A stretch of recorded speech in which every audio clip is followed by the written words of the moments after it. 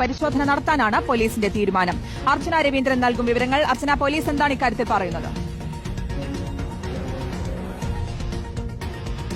ശ്രുതി, ഇന്നലെയാണ് സംഭവം ഉണ്ടായത്. അതായത് 15 വയസ്സുകാരി പറയുമ്പോൾ 10ാം ക്ലാസ് വിദ്യാർത്ഥിയാണ് പ്രസവിച്ചത് എന്നുള്ളതാണ്. തുടർന്ന് പോലീസിനെ വിവരം അറിയിക്കുന്ന ആശുപത്രിയിൽ നിന്ന് പോലീസിനെ വിവരം അറിയിക്കുന്ന ഒരു സാഹചര്യം ഉണ്ടാവുകയായിരുന്നു. എന്നാൽ കുട്ടിയുടെ ആരാണ് പ്രസവിച്ചത്, അതായത് കുട്ടിയുടെ അച്ഛനെ കണ്ടെത്താൻ അല്ലെങ്കിൽ ആ പ്രതി ആരാണെന്ന കാര്യത്തിൽ വ്യക്തത ലഭിച്ചിട്ടില്ല എന്നാണ് നമ്മളിപ്പോൾ വിശ്വസിക്കുന്നത്. എന്തായാലും ഇന്നലെ കുട്ടിക്ക് ആരോഗ്യപരമായ കുറച്ച് പ്രശ്നങ്ങൾ ഉണ്ടായിരുന്നു. അതുകൊണ്ട് തന്നെ മൊഴി രേഖപ്പെടുത്താൻ പോലീസിന് കഴിഞ്ഞില്ല. ആ സാഹചര്യം കൊണ്ട് തന്നെ വരും ദിവസങ്ങളിൽ മൊഴി രേഖപ്പെടുത്തിയേക്കും എന്നുള്ള കാര്യമാണ് നമ്മളിപ്പോൾ കരുതുന്നതും. എന്തായാലും DNA പരിശോധന മുതലായ കാര്യങ്ങൾ നോക്കിയായിരിക്കും പ്രധാനമായും കുട്ടിയുടെ അച്ഛനെ കണ്ടെത്തുക എന്നുള്ളതാണ്. എന്നാലും ഇതിൽ പ്രധാനപ്പെട്ട മറ്റൊരു കാര്യം എന്ന് പറയുന്നത് കുട്ടിയുടെ മാതാവിനെയും അതുപോലെ കുട്ടിയെ കുടുംബത്തിനെയും ചോദ്യം ചെയ്യേണ്ടതുണ്ട് എന്നുള്ള കാര്യമാണ് ഇപ്പോൾ പോലീസ് അടക്കം വ്യക്തമാക്കുന്ന ഹോസ്ദുർഗ് പോലീസ് അടക്കം വ്യക്തമാക്കുന്ന കാര്യം. വരും ദിവസങ്ങളിലായിരിക്കും കൂടുതൽ കുട്ടിയുടെ മൊഴി രേഖപ്പെടുത്തിയ ശേഷമായിരിക്കും കൂടുതൽ കാര്യങ്ങൾ അറിയാൻ സാധിക്കുക എന്നുള്ളതാണ് ഇപ്പോൾ മനസ്സിലാക്കുന്നത്. എന്തായാലും DNA പരിശോധന ഉൾപ്പെടെയുള്ള കാര്യങ്ങൾ നടത്തിയേക്കും എന്നുള്ള കാര്യമാണ് നമ്മൾ ഇപ്പോൾ കരുതുന്നതും.